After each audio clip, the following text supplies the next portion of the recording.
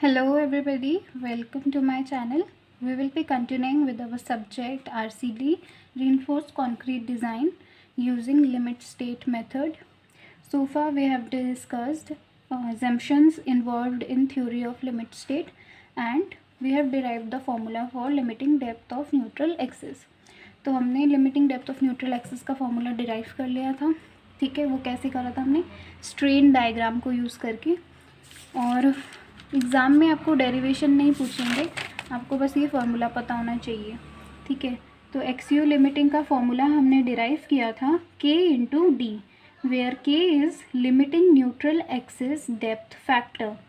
ठीक है, और k की वैल्यू कितनी होती है 700 अपॉन 0.87 FY प्लस 1100. ठीक है, और इस k की वैल्यू किस पे डिपेंड करती है FY पर. FY क्या होता है कैरेक्टरिस्टिक स्ट्रेंथ ऑफ स्टील. ठीक है, हमने बोला था तब हर ग्रेड ऑफ स्टील के लिए हम k की वैल्यू निकाल सकते हैं. कैसे? अगर Fe415 यूज़ कर रहे हैं स्टील, Fe415 स्टील है तो यहाँ पे 415 पुट करोगे FY की जगह पे. ठीक है, Fe 250 है तो 250 पुट कर देना, Fe 500 है तो 500 पुट कर देना. और उस तरह से पुट करके हमने k की वैल्यूज़ निकाली थी. k की वैल्यूज़ Fe 250 के लिए 0.53, Fe 415 के लिए 0.48 और Fe 500 के लिए 0.46 आई थी, है ना. हमने इस तरह से निकाल के भी देखा था. ठीक है, बस इसमें इतना ही था हमारे पास. तो हम कुछ इस तरह से इसे लिख सकते हैं, value of एक्सयू limiting Fe 250, Fe 415 और Fe 500 के लिए.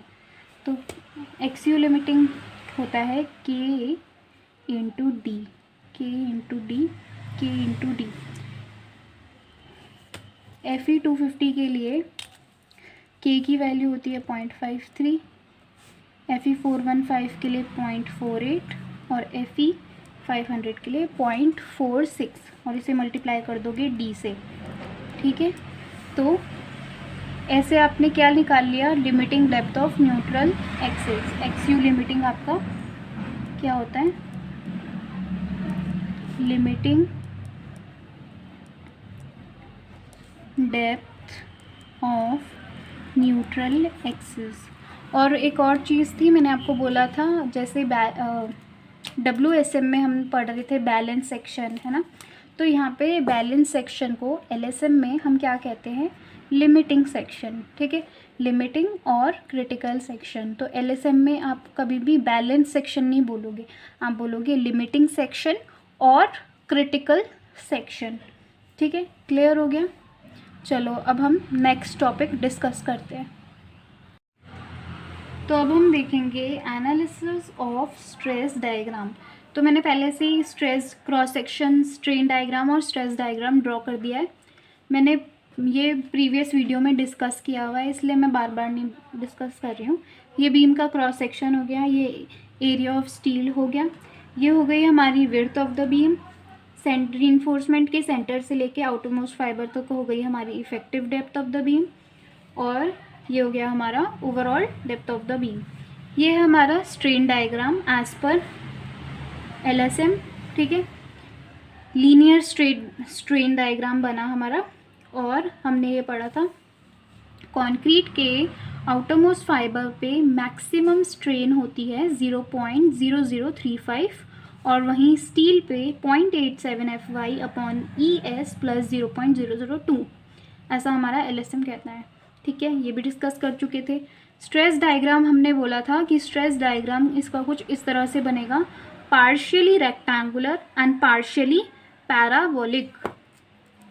This part is parabolic, right. हमने पढ़ा था as per LSM stress diagram is partially rectangular and partially parabolic. तो हम वही फाइंड करने की कोशिश कर रहे हैं कि ये कितना रेक्टेंगुलर है और कितना पैराबोलिक है. तो हम देख पा रहे हैं यहाँ से कुछ इतना पार्ट ये रेक्टेंगुलर है और कुछ पार्ट ये पैराबोलिक है. ठीक है, चलो अब फिर से हम अपना वही सिमिलर ट्राइंगल प्रॉपर्टी लगा देंगे, ठीक है। सपोज़ ये हो गया हमारा ए बी सी डी ई, ठीक है, ये हो गया A B C D E. और ठीक है, फ्रॉम सिमिलर ट्रायंगल प्रॉपर्टी, अच्छा सिमिलर ट्रायंगल प्रॉपर्टी हम इस ट्रायंगल में लगाते हैं। यहाँ पे हमारे पास कितने ट्रायंगल हो गए, 2 ट्रायंगल हो गए। एक हो गया हमारा ए बी सी और एक ट्रायंगल हो गया हमारा ए डी ई, ठीक है, ए बी सी और एक ए डी ई। तो A B C is similar to triangle A D E, ठीक हो गया। A B C is similar to triangle A D E. तो सिमिलर ट्रायंगल्स की क्या प्रॉपर्टी होती है कि जो साइड्स होती हैं वो प्रपोर्शन में चलती हैं। तो हम कह सकते हैं A B upon A D. अच्छा, हमने ये भी पढ़ा था कि जो कुछ पार्ट रेक्टेंगुलर होता है और कुछ पार्ट पैराबोलिक होता है, तो यहाँ पे इस पार्ट पे जो स्ट्रेन होती है वो होती है 0.002। रेक्टेंगुलर पोर्शन तक होती है स्ट्रेन कितनी, 0.002। ये भी हम ऑलरेडी डिस्कस कर चुके हैं, राइट। तो हम बोल सकते हैं A B C triangle is similar to triangle A D E, और A B upon A D लिखते हैं पहले, चलो A B upon A D is equal to 0.002 divided by 0.0035।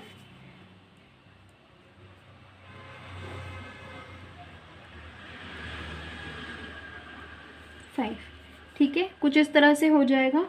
तो यहाँ पे मैं ए बी की वैल्यू निकालने की कोशिश करती हूँ।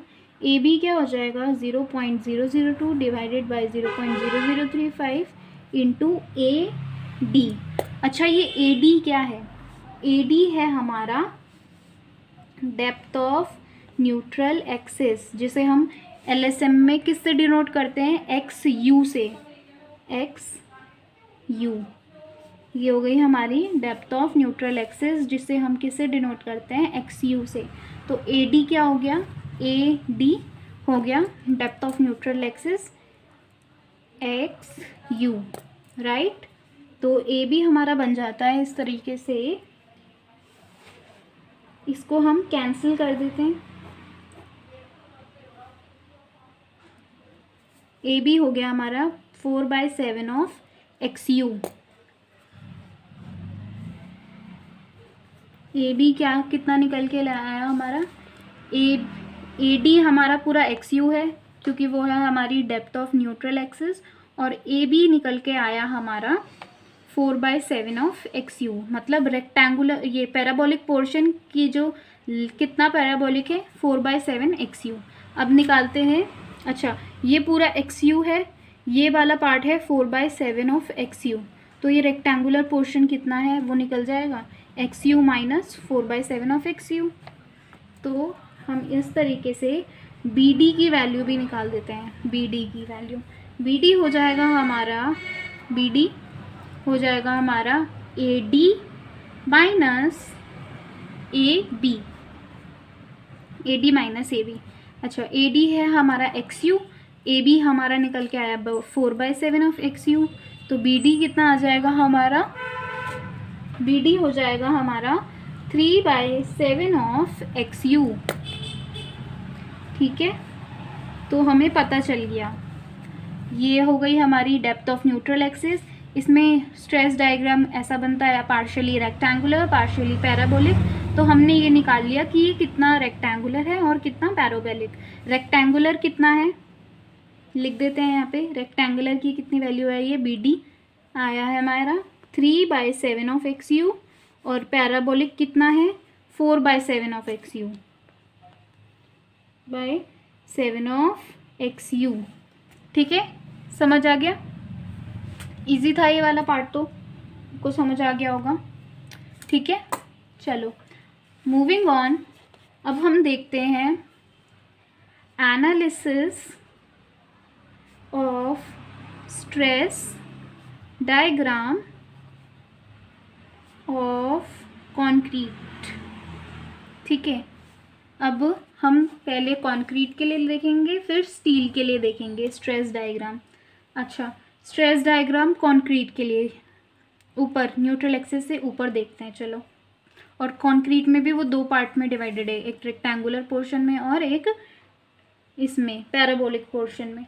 तो सबसे पहले हम देखेंगे area of rectangular portion.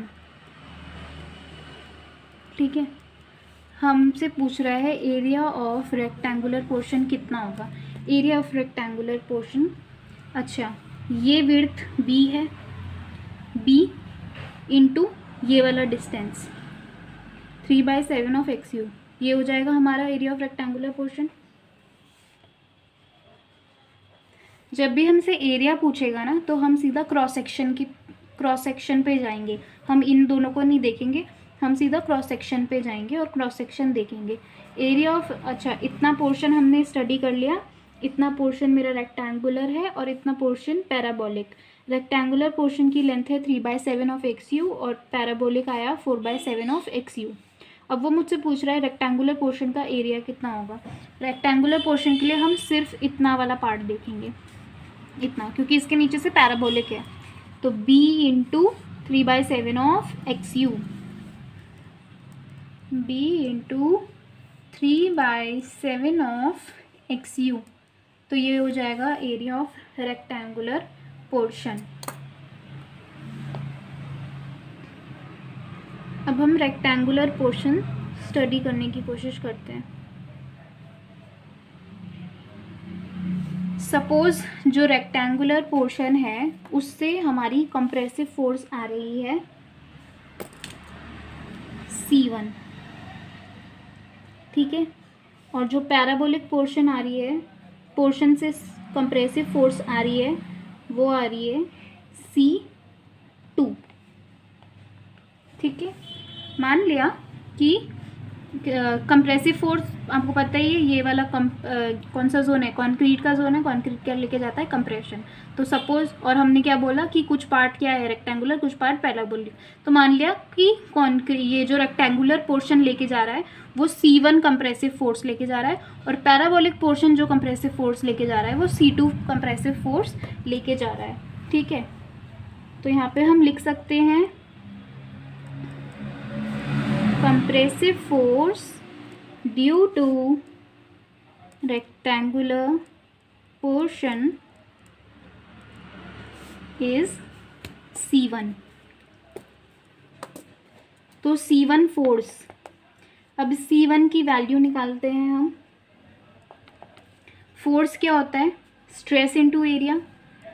Force होता है, हम यहाँ लिख सकते हैं average stress into area. Area किसका लेंगे, एरिया अंडर रेक्टेंगुलर पोर्शन। ठीक है, समझ आई आपको बात। फोर्स क्या होता है, C1 क्या है, कंप्रेसिव फोर्स है। फोर्स के अगर हम वैल्यू निकालने की कोशिश करेंगे तो C1 क्या हो जाएगा, स्ट्रेस इनटू एरिया। स्ट्रेस क्या होता है, एवरेज स्ट्रेस लेंगे हम, और एरिया कौन सा वाला लेंगे, एरिया अंडर रेक्टेंगुलर पोर्शन। तो C1 आ जाएगा हमारा स्ट्रेस। अब स्ट्रेस के लिए स्ट्रेस स्ट्रेन डायग्राम देखो, स्ट्रेस स्ट्रेन डायग्राम में इस जोन में कितनी आ रही है, यहाँ पे 0.45 FCK है, यहाँ पे कितनी हो जाएगी 0.45 FCK। तो कितनी कंप्रेसिव स्ट्रेस कितनी आ गई यहाँ पे, कंप्रेसिव स्ट्रेस कितनी आ गई यहाँ पे 0.45 FCK। एरिया बताओ मुझे, area under rectangular portion, area of rectangular portion equals to b into 3/7 of X U. तो ये बन गया हमारा formula for C1 compressive force due to rectangular portion. ठीक है, सिमिलरली हम C2 फोर्स भी कैलकुलेट करने की कोशिश करते हैं। ठीक है, इसके लिए भी हम फॉर्मूला डिराइव करेंगे। हमने क्या बोला, रेक्टेंगुलर पोर्शन C1 फोर्स लेके जा रही है और parabolic portion C2 compressive force लेके जा रही है। C1 के लिए हमने बना दिया है अपना फॉर्मूला, अब हम C2 के लिए देखेंगे।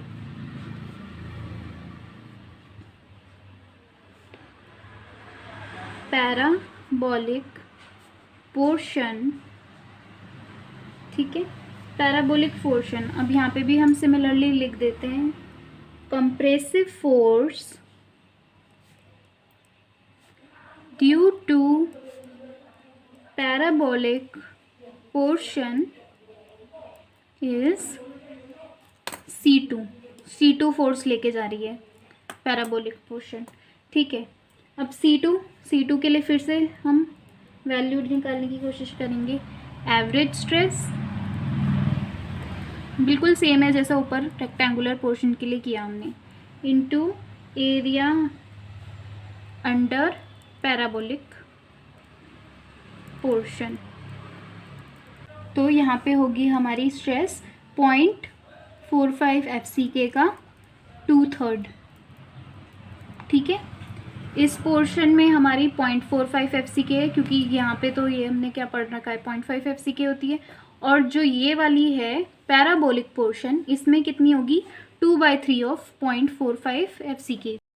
और एरिया अंडर पैराबोलिक रीजन क्या हो जाएगा, ये हो जाएगा, अब हम ये वाला एरिया देखेंगे, सिर्फ ये वाला, तो ये हो जाएगा B into 4/7 of XU,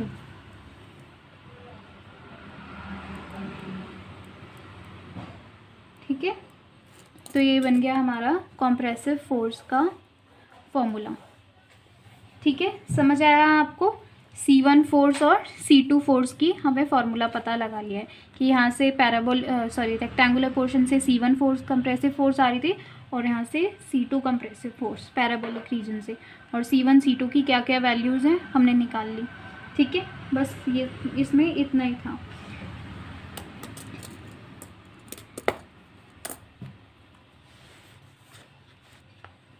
note, अच्छा, अब हमने बोला जो कंक्रीट का स्ट्रेस डायग्राम है वो है कुछ पैराबोलिक, कुछ रेक्टेंगुलर और कुछ पैराबोलिक। कुछ रेक्टेंगुलर पोर्शन से C1 फोर्स थी और कुछ पैराबोलिक पोर्शन से C2 फोर्स थी। तो यहाँ से 2 फोर्स निकल के आ रही है, तो इसका हम एक फोर्स में कन्वर्ट कर सकते हैं। हम बोल सकते हैं कि C1 और C2 फोर्स का एक ही रिजल्टेंट फोर्स होगा, जिसे हम कहेंगे C फोर्स, ठीक है, जिसे हम कहेंगे C फोर्स, ठीक है। तो हम यहाँ पे इस तरह से लिख सकते हैं, C1 and C2 force can be replaced by a single compressive force C, ठीक है। एंड C क्या हो जाएगा, C1 प्लस C2। C क्या हो जाएगा, C1 प्लस C2।